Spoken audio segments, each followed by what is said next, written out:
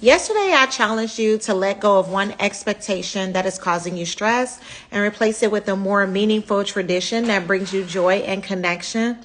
So, I really hope that you have the opportunity to let go of something, to release stress from your life, and to replace it with something that means something to you and that brings you joy and connection.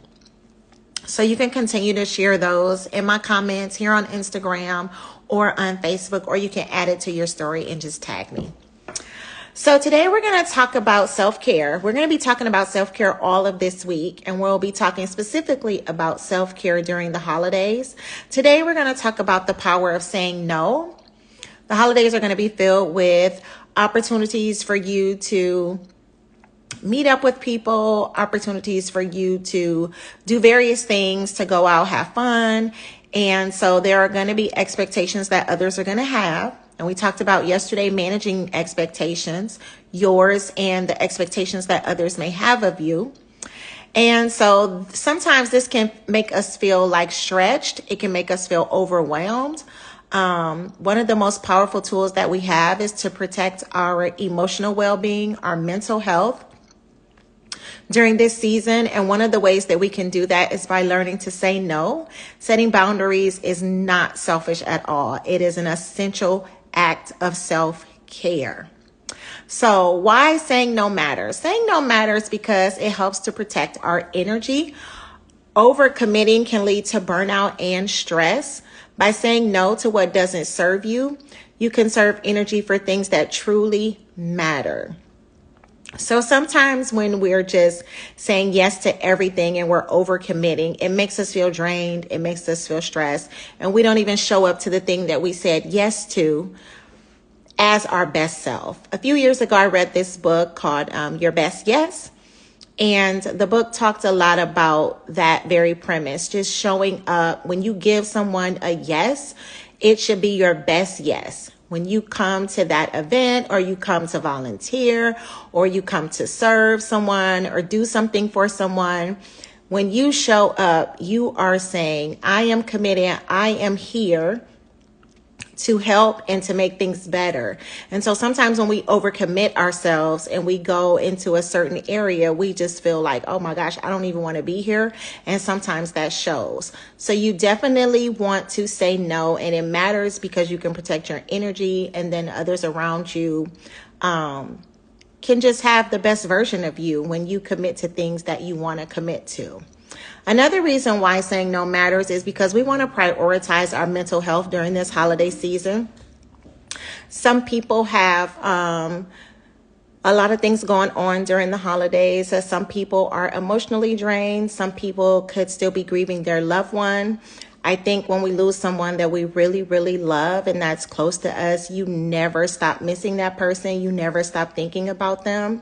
So during the holidays, if we're saying yes to everything and we're so busy, sometimes we can come to a breaking point, especially if emotionally we are feeling drained, or emotionally we're feeling a little bit down about the absence of our love. Just make sure that when we are committing to things, that it is things that are going to bring us joy and peace, and we are prioritizing our mental health. We also want to create space for what matters. When we say no to things, we want to create room for meaningful things, things that allow us to have experiences that we really enjoy. We also want to be able to say no at times to create a space for us to rest. A lot of times we don't put enough emphasis on rest and having time to really just relax. And later on in this live, we will talk about some things that we could do during the holidays specifically for self-care. And we want to be able to say no gracefully. So how do we do that? We just want to be clear and direct. We don't want to have to over-explain it, but we also don't want to not really explain it or just give a hard no, because sometimes that can be misleading, and then people can try to like talk you into it, and then before you know it, you ended up saying yes to something that you really were coming into the conversation to say no to. So we just want to be clear and direct. A simple, I really appreciate the invitation, but I won't be able to make it, is sufficient. Another thing that we can do to say no gracefully is we can offer an alternative. You can say, I really appreciate you inviting me to this, but I won't be able to make it. But hey, how about we grab coffee one day next week? So you offer an alternative because you're letting that person know, like, hey, I do really want to spend time with you. I do want to share some moments with you, but I'm just not able to do this specific thing. And so we want to also be able to practice self-compassion. We want to be able to remind ourselves that it's okay to put our needs first. We're not letting people down by protecting our well-being. And a lot of times that can be really difficult for people to do, to put themselves first. So when we say no, we just have to look at it as, I'm saying no to this so I can say yes to myself. So I can say yes to my peace, yes to my joy, yes to my time, and yes to my mental well-being. And so we want to be able to use positive affirmations when we're talking ourselves through this, because sometimes we can have a conversation going on in our head where we feel like, oh no, this person is going to feel like this, or we can play a bunch of different scenarios in our head to maybe talk ourselves out of saying no. But if we just say it's okay to prioritize myself, saying no allows me to say yes to what matters, and we just want to be able to speak positive things to ourselves during this time. So I'm going to give you a few fun holiday self-care tips. One of the things that you could do during the holidays specifically for self-care is to create a cozy holiday night in. And so you can do like some fun pajamas. Sometimes families have matching pajamas. And so you can do something like that where you put some pajamas on, you take some selfies. You can do like a hot chocolate bar. You can make yourself some hot chocolate with all the toppings. You can do candy canes, marshmallows, whipped cream. You can also do like a holiday movie marathon. There's some really good Christmas movies out with all different types of themes. Some are funny, some are romantic, some are very family oriented. So you can just do a holiday movie marathon. And that's always fun. I'm sure a lot of people always have like favorite Christmas movie that they watch every year around this time of year. I have a few. So, and sometimes you can just post within your social media community like, hey, what are some good romantic Christmas movies, or what are some funny Christmas movies? Or I know there are some channels that run a lot of Christmas movie marathons. So it should be easy to find something. So that's always fun. Also, you can do like read your favorite books, spending time just relaxing and reading for those who really like to read. You can do audiobooks for those who enjoy audiobooks.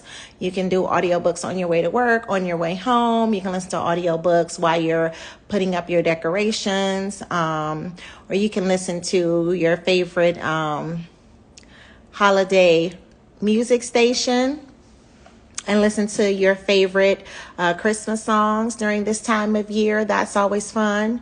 You can do a puzzle. My daughter and I usually do a puzzle every Christmas break together. So that's always fun, and it's something we both really look forward to.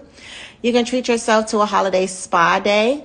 You can do like a peppermint scrub. You can do a DIY peppermint scrub or cinnamon scrub.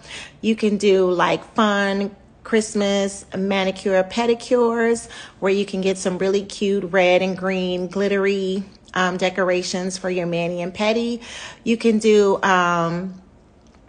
bake some of your favorite holiday snacks or desserts. You can do like make a gingerbread man or sugar cookies or whatever your favorite holiday snack is. You can make that during the holiday. You can do a holiday craft. You can invite friends or family for a craft night. You can also do like homemade ornaments. You can do homemade wreaths. You can make cards if you want to make holiday cards or season greetings cards for children that are in the hospital, or you can send it to some people who you know may be struggling during the holiday season if you want to reach out to somebody, or you can make a nice ornament or do like a creative craft for someone who has recently lost a loved one, and maybe you could incorporate some pictures or something like that. You can also take time to go outside, enjoy the weather, get some fresh air.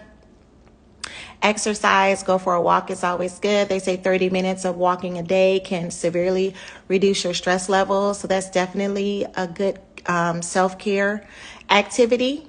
You can also do holiday karaoke.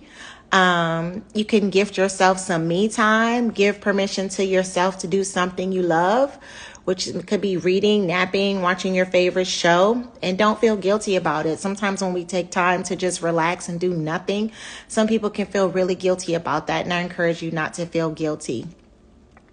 You can wrap some small gifts. Sometimes that can be really relaxing, and you can plan a holiday to say yes to the things that bring you joy. So a holiday yes day, and that could also incorporate ordering your favorite food, bubble bath, spa day, all the things that you enjoy. Basically, the bottom line is during this holiday season, just take time to really care for yourself. This has been a very long year, and I'm sure everybody has had some things go on. The year could be filled with ups and downs. And so I think it's important to take the time during this end of the year to just have some self-care activities. So saying no is a powerful form of self-care. It helps you honor your needs and protect your well-being. Setting healthy boundaries, you'll have more energy, joy, and presence for the people and activities that truly matter. Your peace is worth it. You want to protect your peace. And so I'm going to challenge you to just incorporate tomorrow, just say no to things that don't serve you. And when you say no to something, just share how that made you feel. Like, did you feel guilty about it? Did you feel okay about it? Because sometimes people still struggle with pleasing others, and we want to do things that make other people happy. And even sometimes that can be at our own expense. And that's just not healthy. That's not caring for yourself. So I just want to encourage you to make sure you get some self-care in this week. And the first step is saying no to the things that don't serve you well, or your mental health or your well-being, or don't respect your boundaries or protect your me time. And then so just make sure that the things that you are saying yes to are things that bring you joy and things that you really enjoy.